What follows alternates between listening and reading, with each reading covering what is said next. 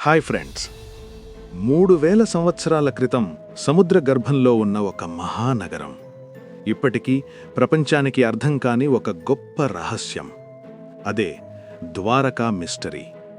ఈరోజు ఈ వీడియోలో మనం ఆ రహస్యాన్ని తెలుసుకుందాం. అరేబియా సముద్ర తీరంలో గుజరాత్ రాష్ట్రంలోని ద్వారకా నగరం నిశ్శబ్దంగా నిలబడి ఉంది. ఈరోజు ఇది ఒక పుణ్యక్షేత్రం. కానీ వేల సంవత్సరాల క్రితం ఇది ఒక మహానగరమని చెబుతారు. పురాణాల ప్రకారం కృష్ణ స్వయంగా నిర్మించిన రాజధాని సువర్ణ ద్వారక. విశాల రథవీధులు, అద్భుత రాజభవనాలు, సముద్ర తీరాన్ని తాకే గోడలు.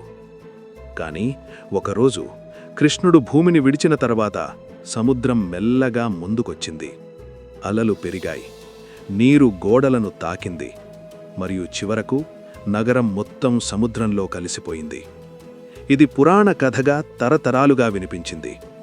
కాని ఒక ప్రశ్న ఎప్పుడూ నిలిచిపోయింది. ఇది కేవలం కథేనా, లేక నిజంగా ఒక నగరం సముద్రం కింద దాగి ఉందా? 1980ల చివరిలో సముద్ర పరిశోధకులు ద్వారకా తీరానికి సమీపంగా సోనార్ స్కానింగ్ ప్రారంభించారు. సాధారణ సముద్ర మ్యాపింగ్ మాత్రమే లక్ష్యం. కానీ స్క్రీన్పై కనిపించిన చిత్రం అందరినీ ఆశ్చర్యపరిచింది. సముద్ర అడుగున సూటిగా ఉన్న రేఖలు, 4 మూలల ఆకారాలు సహజంగా ఏర్పడిన రాళ్లలా కనిపించలేదు. అవి గోడలలాంటి ఆకృతులు. డైవర్స్ దిగారు. నీటిలోతు సుమారు 30 నుండి 40 మీటర్లు. అలలు మామూలుగా ఉన్నా లోతుల్లో కాంతి మసకబారిపోయింది. టార్చ్ లైట్స్ రాళ్లపై పడినప్పుడు అవి పెద్ద బ్లాక్స్ లాగా కనిపించాయి. సరళంగా అమర్చినట్టుగా ఉన్నాయి. కొన్ని చోట్ల 90 డిగ్రీల కోణాలు స్పష్టంగా కనిపించాయి. సహజ ప్రకృతి ఇంత ఖచ్చితత్వం చూపించదు. ఒక డైవర్ తన డైవ్ రిపోర్ట్లో ఇలా రాశాడు: ఇవి శిథిలాలు కాదు, అవి నిర్మాణాలు. ఆ రోజు నుంచే ద్వారకా మిస్టరీ కొత్త దిశలో తిరిగింది. మరో డైవ్లో ఒక పెద్ద రాతి ముక్క కనుగొన్నారు. దానిపై చెక్కిన గుర్తులు సంస్కృత లిపిని పోది ఉన్నాయి. కానీ పూర్తిగా చదవలేకపోయారు. అయితే ఒక భాగం స్పష్టంగా కనిపించింది: నగరం నశించదు, మారుతుంది. ఆ వాక్యం అందరినీ ఆలోచనలో ముంచేసింది. మారుతుంది అంటే ఎలా మారుతుంది? ఎక్కడికి? ఇంతలో మరో సంఘటన జరిగింది. ఒక రాత్రి పరిశోధన నౌక సముద్రంలో నిలిచింది. వాతావరణం ప్రశాంతం, గాలి తక్కువ. కానీ అకస్మాత్తుగా నౌక చుట్టూ చిన్న వృత్తాకార అలలు కనిపించాయి. నీరు మధ్యలో ఏదో కదిలినట్టుగా. సోనార్ ఆన్ చేశారు. స్క్రీన్ మీద కొన్ని సెకండ్ల పాటు ఒక కదలిక కనిపించింది. అది రాయి కాదు, అది చేపల గుంపు కాదు, ఏదో పెద్ద ఆకారం.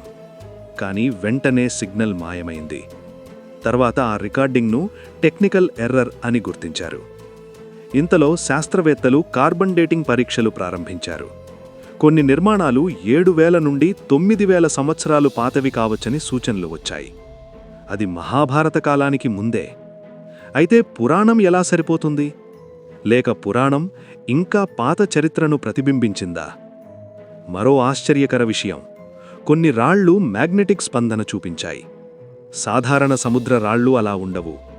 ఎందుకు ఆ నిర్మాణాల్లో అయస్కాంత లక్షణాలు ఉన్నాయి? ఒక డైవ్ సమయంలో కెమెరా ఫుటేజ్ పూర్తిగా మాయమైంది. మెమొరీ కార్డ్ ఖాళీ.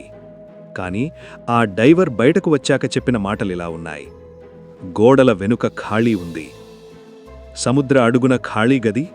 అది ఎలా సాధ్యం? సోనార్ ఆ ప్రాంతాన్ని స్కాన్ చేయగా హాలో సిగ్నల్ వచ్చింది. అంటే లోపల గాలి లేదా ఖాళీ స్థలం ఉండొచ్చు. మరుసటి రోజు అక్కడికి మళ్లీ వెళ్లడానికి ప్రయత్నించినప్పుడు అలలు ఒక్కసారిగా పెరిగాయి.